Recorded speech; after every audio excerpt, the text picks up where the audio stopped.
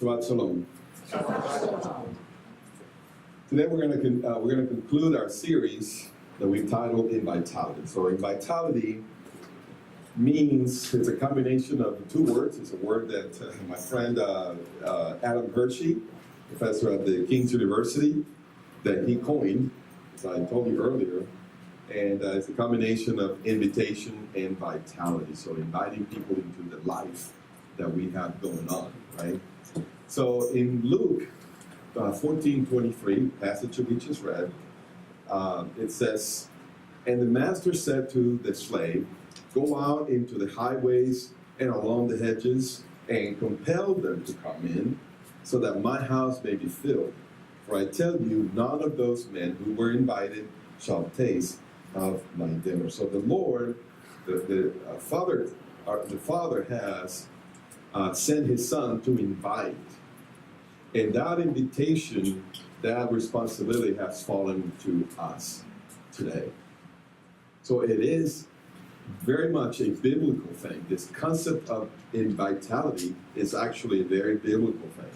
It's the concept of, in this parable, in this story of Yeshua, that He has entrusted us. He is depending on us to invite people. He has appointed some people that they will never come unless we invite them. So we have a great responsibility to be faithful to that calling. And the calling is to invite people. I believe we can all do that. We can all compel people, right? We can all try to convince people. We can present reasons why they should. And we can live in such a way that what we say lines up with what they see, right? So we're going to talk a little bit. I want to talk to you about two things. I want to talk to you about what vitality is in our congregation. So I want to give you some things that you can share with people. You can tell them, this is the life, this is what we are experiencing at our congregation. So I want to tell you three specific things to give you, to present to the people that you are going to invite. So the first one is that the first sign of vitality of life that we see in our congregation is that people are visiting and they are staying in our congregation. They are visiting and they are staying. That is a sign of life. You see, it means that we have the ability, the capacity to attract people. People come and then they actually decide to come back, and they stay, and they become part of our group, of our congregation. Now, this is something that it's called the rate of first-time guests to regular attenders. So people who've studied this, they have come up with the numbers that if you are, say, a congregation of 100 people and you are attracting weekly 3 visitors, then you're just barely making it. If you're 100 and you're attracting 3 people, 3 new visitors a week, then you're just maintaining. You are not going to grow. You are plateauing. You are a stagnant pond. You are not a flowing river. All right?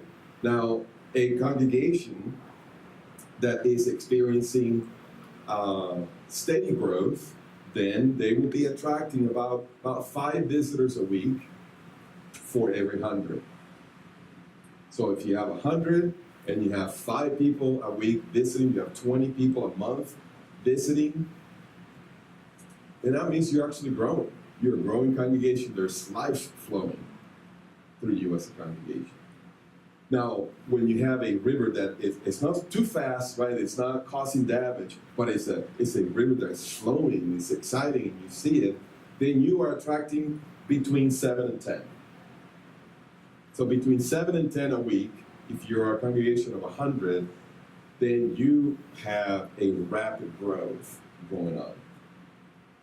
Now, where are we at in this, right? Are we plateauing? Are we at the bottom of these numbers, or are we in the middle? Where are we at exactly? Well, let me tell you that I don't know if you see Danny, he walks along the sides, every service with the phone, and you may be thinking, what is he doing? He should be worshiping. Well, he is worshiping. And he's doing what I'm asking him to do. So we have an app. Remember, there's an app for that. There's an app for everything, right? So we have an app in which we track the number of attendees, the number of adults, children and youth, and also our visitors, first-time visitors. So let me tell you that our regular attendance grew after Passover to just over 70.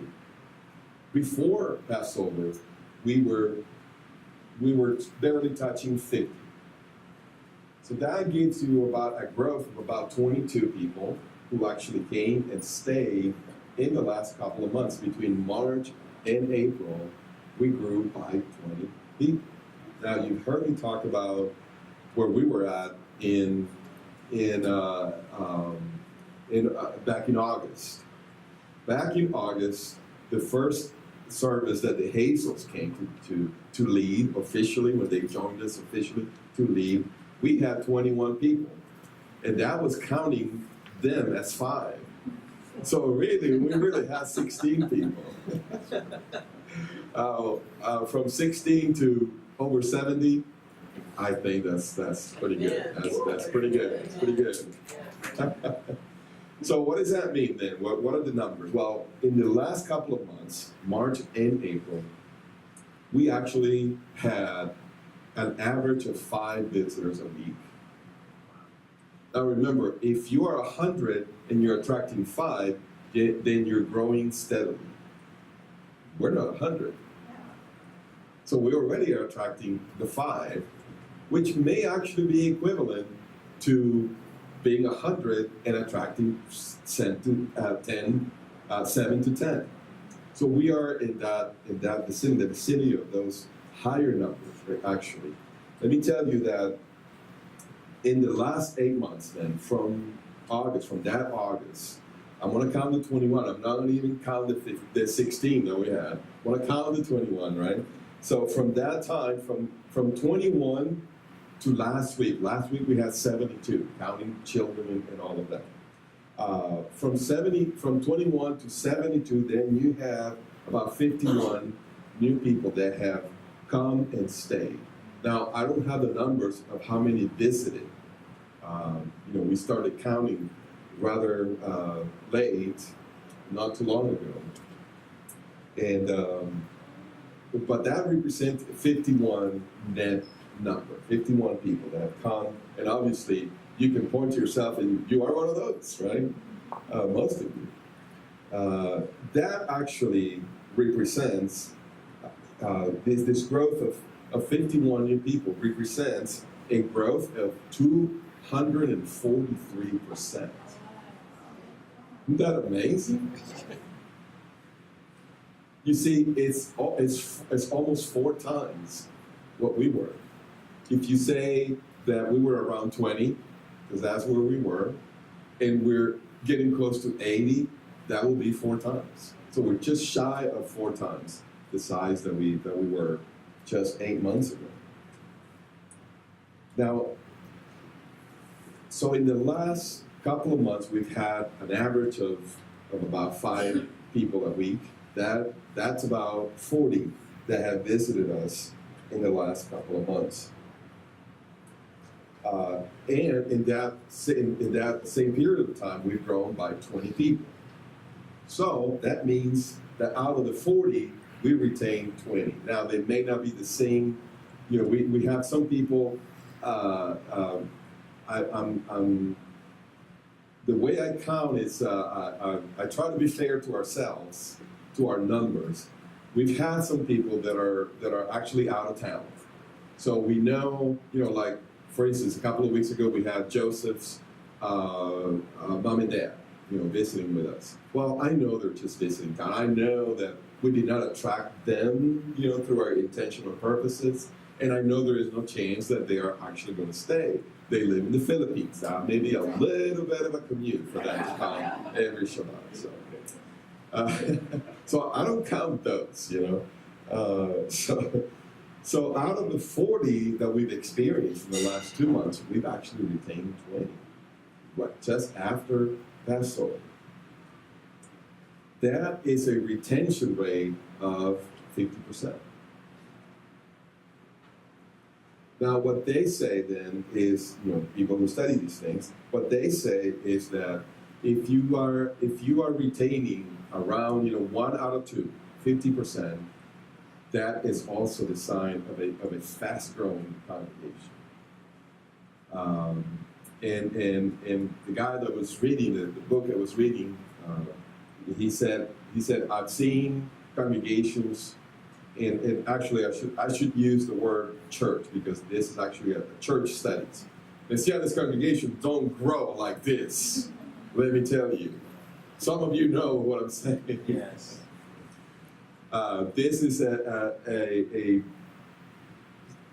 something that is not normal to grow at this rate for a Messianic congregation. So the Lord's life very much is flowing through what we're doing here. But what he said is that a retention of 3 out of 5, that is a very fast-growing congregation or a church. Now, 3 out of 5, if you do the math, instead of 5, you make it 10, and instead of 3, you make it 6. That's 60%. We're at 50. We're not very far from that. So I wanted to encourage you in a tangible way. I know we can see, we see how it's growing, we see how exciting it is, but I wanted I wanted you to know that we're counting this not for the sake of counting, not for the sake of being able to boast in the flesh for this. To be honest with you, where I come from, this is nothing. This really is nothing. Because I come from Gateway Church. See, Gateway Church grew in the first 10 years.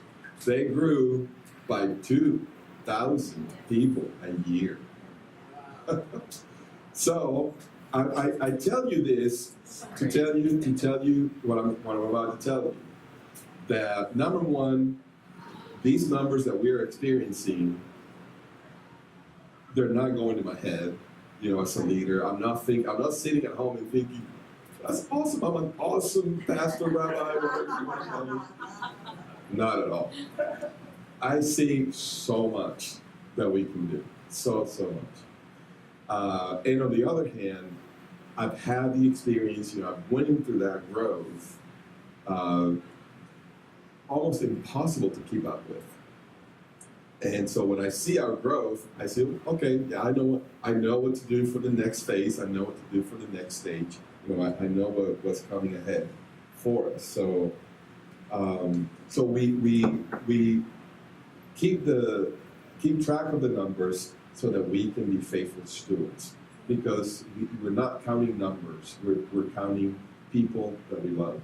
That's really what we're counting. And another reason we do this is because not too very distant in the future, we want to be able to go out and purchase a building that belongs to us.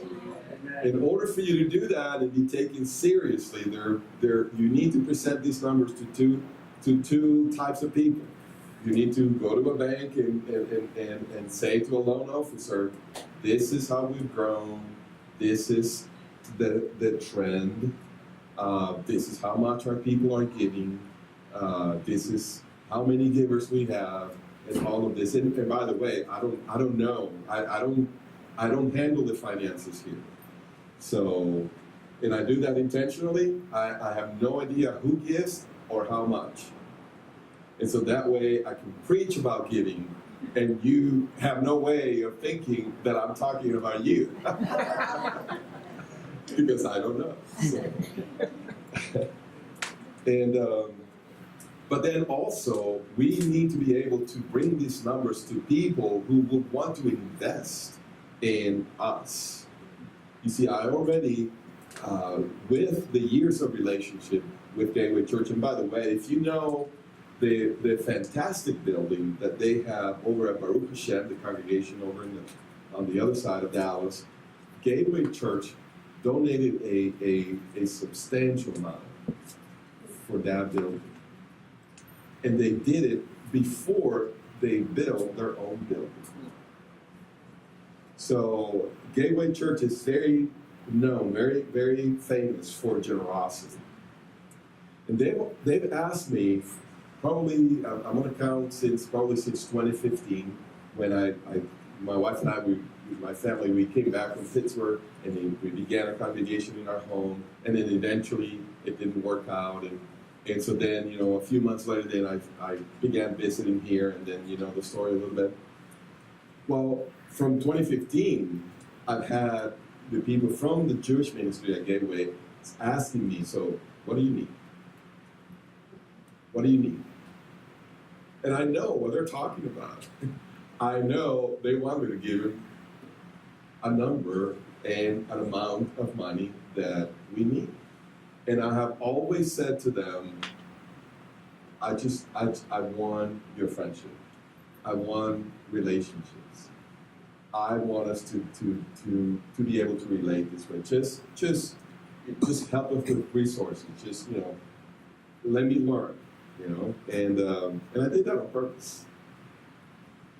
Because I'm saving the opportunity for the big ask. For the big ask.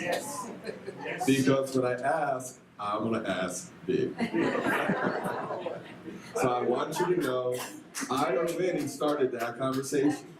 So about two months ago, I went in and I talked to Pastor Greg. Pastor Greg, some of you may remember, Pastor Greg came here and preached here. We need to have him back again. He's a pastor over at Jewish Ministry. He's a Jewish believer himself over at Gateway. And so I said, Pastor Greg, I want to have this conversation with you because I want you to help me be ready for when I ask you. So I'm not asking this. I'm asking you to help me to prepare for when I ask. So he said, well, here's what, Gateway will be looking into this, and they will want to know that, and here's, something that you can do to prepare, and this and that and the other. And I said, well, thank you. I think maybe in about a year we should be ready to knock on the door and say, we're here. And so in order for us to do that, then we need to, one of the things that they're going to want to see is how well do we steward the little that we have. So that then they can say, well, this is a worthy ministry for us to invest. And so that's another reason why we do this, not so that we can boast in the flesh. All right, so there are two dynamics in order to be able to attract people, and what we have done, there are at least two dynamics here. First, you have to be healthy enough for people who visit to want to stay. You may attract people all the time. The Messianic movement and Messianic congregations, they attract a lot of people. They retain very little. Very, very little. I've been to congregations, and this is not a criticism, but I've been to congregations where the worship is a blurry video with YouTube and Paul Wilbur playing on YouTube. You've probably seen that. And it breaks my heart, and especially knowing that, the know-how and the technical knowledge that the Lord has allowed me to acquire. We were at Gateway Church for 8 years, and we didn't know why the Lord had us there, but now we do. Now we do, because we learned so much that the things that you see here, very rarely would you see in a Messianic congregation. the way that we worship, the level of excellence that we are trying to implement here. All of those things. So you need that level of excellence. Is not perfectionism. When you have perfectionism, frustration will show. Yes. Impatience will show. And you will treat people very poorly. That's what you see when the pursuit is perfectionism. But when you're pursuing excellence, and it is a real value, and it is all across the board, then you see excellence in the way that you treat people, in the way that people are treated, not only on the technical things. And that's our goal here. So people will want to desire to come back and stay. Now, the second dynamic that you need to have is that in order to have a place that people would want to visit and would want to invite other people, you need people to feel loved. Amen. You see, you need people to feel like they are included in conversations. Not that we, before the service, that we just talk to our friends, or after the service, during ONEG, during lunch, that we just gather around those that we already know. We need people, and you have my permission to break a conversation that, with someone that you already have talked and you already are friends, and you have my permission to break that conversation and go to the person that you see that is here maybe for the first time. And if you weren't here last week and you think they're here for the first time, then go ahead and check anyway. They may tell you, oh yeah, I was here last week. But if you have a doubt, just go ahead and do it. And I know that you already do this because people have told me. People have told me how included they felt. They've told me how loved they felt. They've told me how what a loving congregation you are. And I want to commend you for that, and I'm really proud of you for that. But I don't want us to let off. I want us to pursue it even more. People need to know, they need to feel that there is direction in what we're doing, that there is clarity in what we're doing. And that's what I intend to provide. That's why a time like today, I take time to do this, to plan and to tell you what we're planning, to tell you where we're headed, to share with you what the Lord is showing me, that the direction that we are to go, so that we can have this sense of direction and this sense of clarity, that we understand where we're going, who we are, where we're going, where we're coming from, what we want to accomplish, what we want to achieve. So this growth is a sign that there's life here. You can share that with people. You can share these victories and these things that the Lord is doing. Another sign that we see here clearly of what the Lord is doing in our midst is worship. Just our worship. We have the privilege of being led in worship by two people who they could be at the top.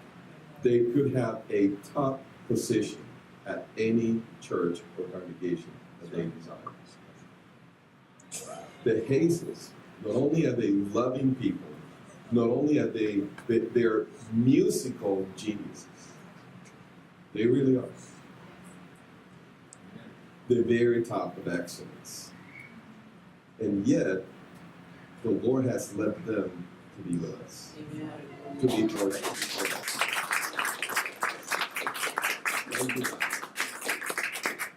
You know, and you've heard that we did a recording. A lot of you were not even here when we did this recording. We did the live recording back in December.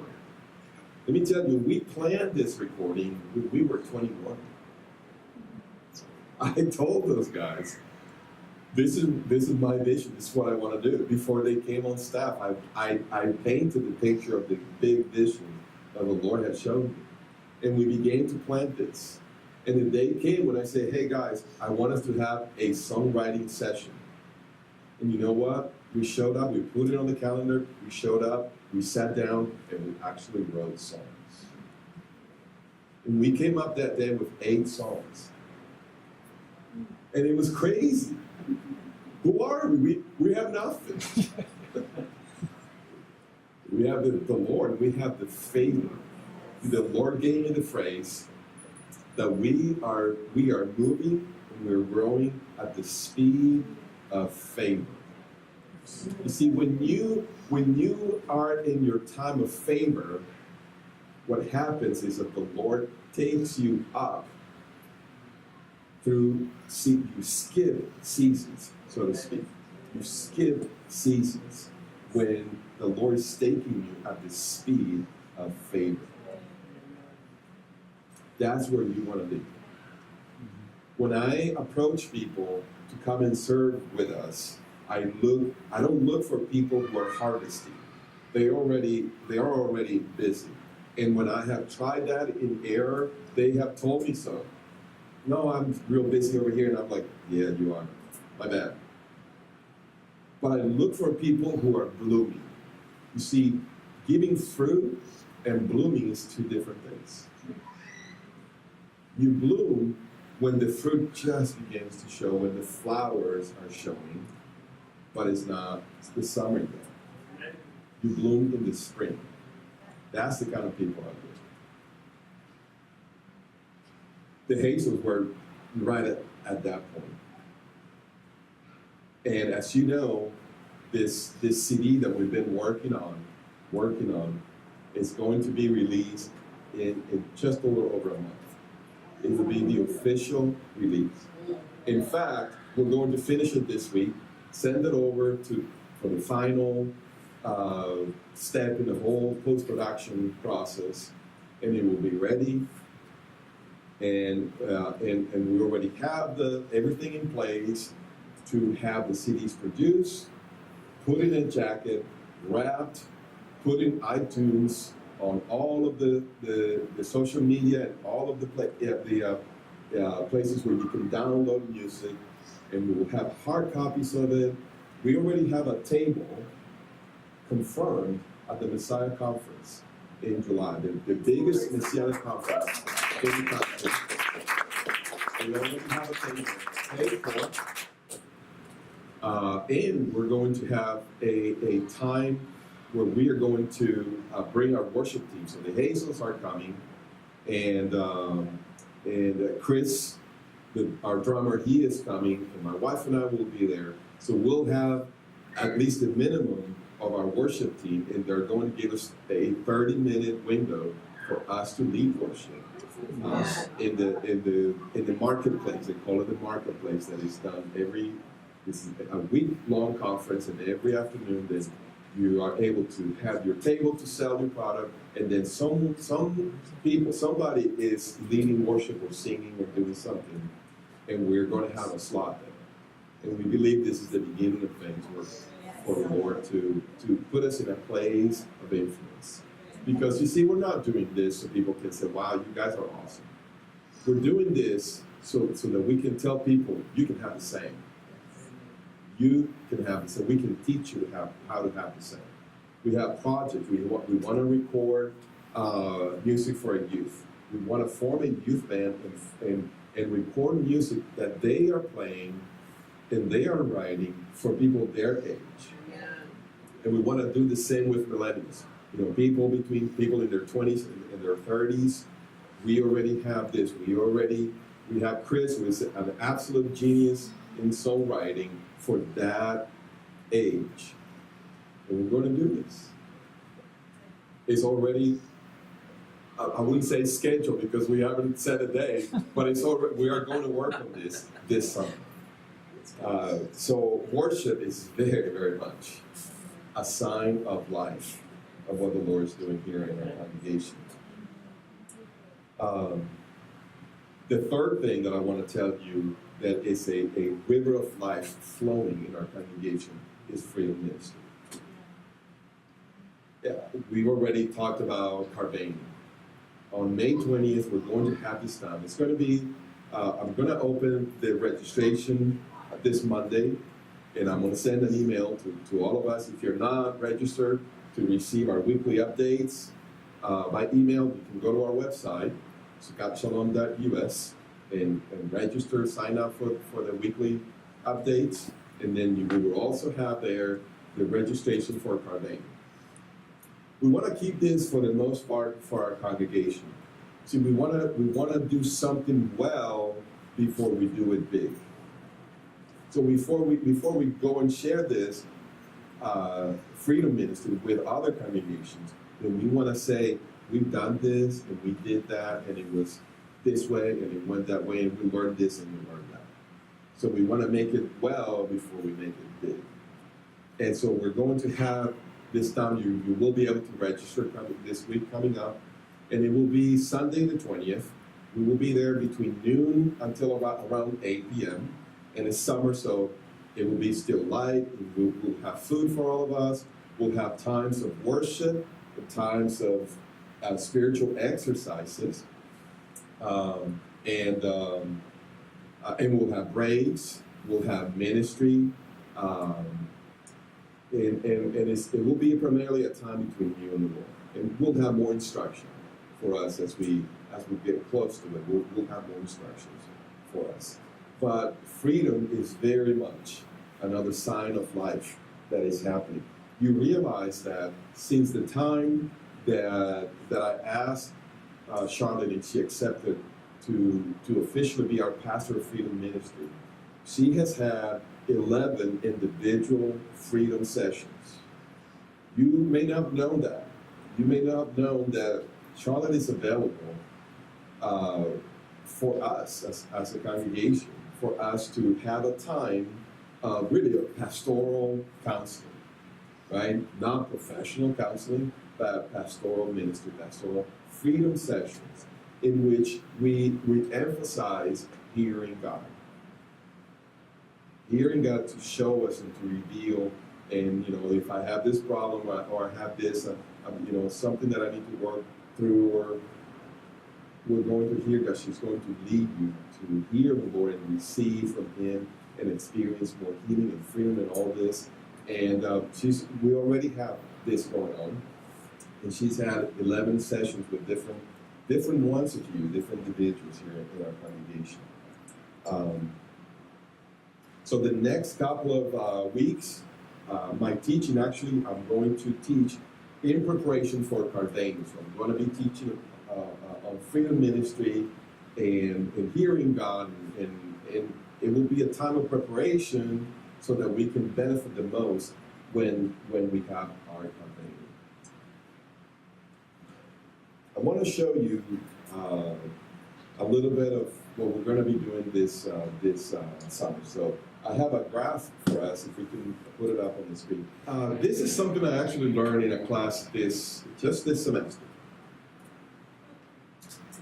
And when I read it, it was very freeing for me, because I realized, okay, I was on the right track. Even though some of you may actually be able to say to me, well, you're kind of slow in getting people involved in helping, and I know many of you have asked me, so what can we do? How can we help? What else can we do? And I've told you, yeah, we're going to get there, and yeah, we're going to do this, and well, here's, without knowing, really, just being led by the Lord, without knowing, I was doing it right, and it will actually yield even more fruit. Here's what we have. See, there are four stages of relationship and task involvement. So the first stage is when you are low in relationship and low in task. Meaning, we're just getting to know each other, but I'm not asking you to do anything. Or at least not anything, of great responsibility or great significance. Then we move to the next stage, the stage number 2, which is when we have high relationship but low task. That's where we're at. That's what the Lord showed me. Joey, that's where you've learned the congregation. And these steps are natural. You can't jump from 1 to 3. You should go. I mean, you could, but you will pay for it later. And this is where we're at. See, we can build relationship, and I haven't asked you to do a whole lot of stuff. But we have the foundation of the relationships. And so then we're ready for the next step, which is the ideal. This is where we want to be. The first stage, which is when we have high relationship and high task. You see, there will be a time where you're going to tell me, can I have a break? Actually, the way we do it, and again, this is something I learned, was ingrained in us at Gateway Church. There's a principle they have, which is you serve one and attend one. Serve one and attend one. Which means you're not serving every service, every time that we meet. There are breaks built in. So not everyone is going to be serving at every Shabbat. Now, you may have someone like Danny back there and say, well, when is my break going to happen? Sorry, Danny, this does not apply to you. Just kidding. You know, and I want to take a moment for us to honor the people who put all of this together every Shabbat, and then take it down.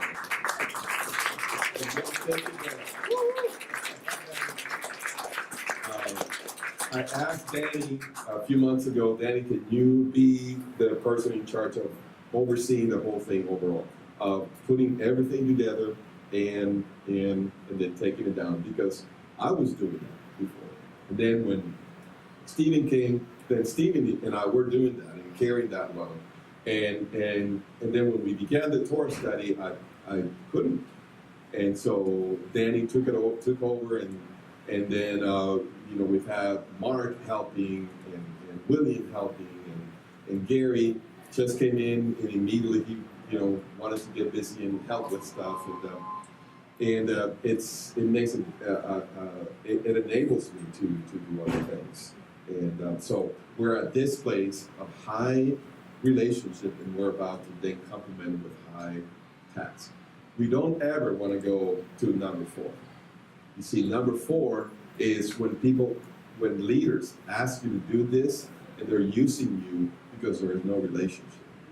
They really don't take the time to value you as a person. That's not me. Absolutely. I remember at one time, one of my experiences in starting congregations, I had a guy who he had actually a PhD in physics. So this guy could run circles around me, right? At least in knowledge, maybe not in wisdom. So, I asked him one time, I said, so do you consider me your pastor? And he said, no. I said, well, I'm glad you told me because I knew that. And I said, I really appreciate, his wife was really helping us with worship and all that. And she was a sweetheart. And I understand, he's more analytical. I really wasn't, I was really trying to draw it out of him to, let's just put the cards on the table and let's be able to talk in a more frank way. And so, and I said to him, you know what, I really appreciate, your help. And, he would help here and there, physical things. And then I said, but I don't want to have your hands. And actually, I don't even want to have your wallet. I want to have your heart. I know that when I have your heart, I will have your wallet and I will have your hands. And that's the principle that I live by. Am I perfect at it? No, of course not. But that's the personality that I want us as a congregation to take. That relationships and people are ahead of issues, ahead of programs, and ahead of tasks. That's me. That's what I do. Well, pastors don't reproduce. Sheep reproduce. Shepherds create the conditions for the sheep to reproduce. The work of the ministry is for the saints, according to Ephesians 4. The pastors and elders and all of the leadership, they are there to equip. Now, we are also sheep, of course, so there is a double function that we fulfill. But in our role as elders and leaders, we equip you, and you, the saints, then you go and you do the work of the ministry. You are the ones, we're equipping you to go out and invite people into this life that we have going on here. We want to invite people to our lives. I wanted you to have clear what we meant by life. We want to invite people to this worship. We want to invite people to this growth, to this congregation of influence that the Lord is building. We want to invite people to this freedom that we're experiencing. This is great news. We have great news of this life, of what the Lord is doing. And some of them will encounter the Lord here, and we want to see them. Some of them need to be invited because they're not in a good place. Some of them need to be invited because they want to know the Jewish roots. So you have several reasons to invite people to all of these signs of life that the Lord is doing in our midst. I want to conclude by reminding you, and you can have Hebrews 13:2 on the screen. I want to remind you to what Hebrews 13:2 teaches us. And it says that do not neglect to show hospitality to strangers. For in doing so, some have entertained angels without knowing them. This is a direct reference to Abraham. Right? He had the angel of the Lord come and visit him. And what did he do? He fixed lunch for them. Right? Eating together is how you will seal covenants. Eating together, having guests at your home, would make you responsible for their safety while they were with you. So this is very much a spiritual thing. I want us to be able to serve not only at the congregation, but serve in our homes. Serve each other in our homes. So as you know, this series is going to lead up to our groups, our Shabbat groups. And we will do this after we do Cardano. We got to do things, we have to pace ourselves and see and look at the timing. But I want us to be in each other's homes, to really come to know each other in a more real way. We will set them up.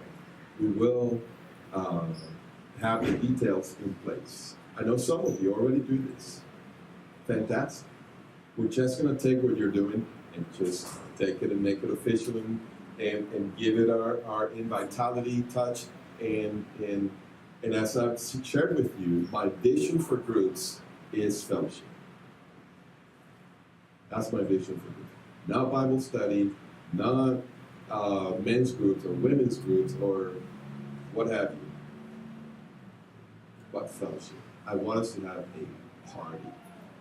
a party where we can just talk to each other and really get to know each other. Would there be prayer? Of course. When we talk and we'll discover, my daughter needs this and she's going to have surgery. Of course, we're going to pray right there. Hey, everybody, let's pray. And if you happen to be in the group, where the Hazels are at, trust me, there will be worship in there. Unless you go to Mark's house and he may sing for you. I don't know how. I don't know if he'll return. I don't know if he'll go back. But, Run him out, right? More food.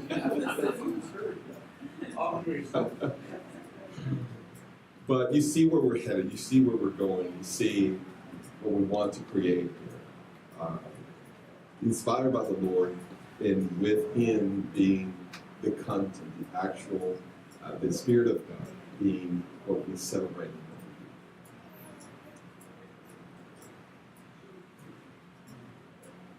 This is the life that the Lord has given us.